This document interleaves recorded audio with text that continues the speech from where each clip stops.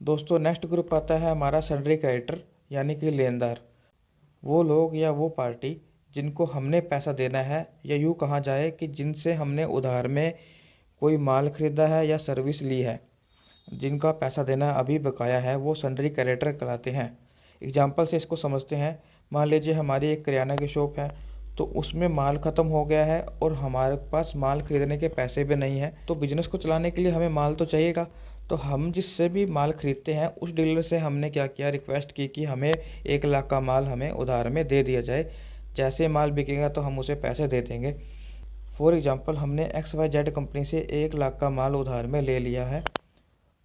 तो अब जो हमने XYZ कंपनी से 1 लाख का माल उधार में लिया है, तो जो 1 लाख रुपए हमने देने हैं, तो अकाउंटिंग के टर्म में XYZ कंपनी हमारी क्रेडिटर कहलाएगी, यानी कि लेनदार कहलाएगी।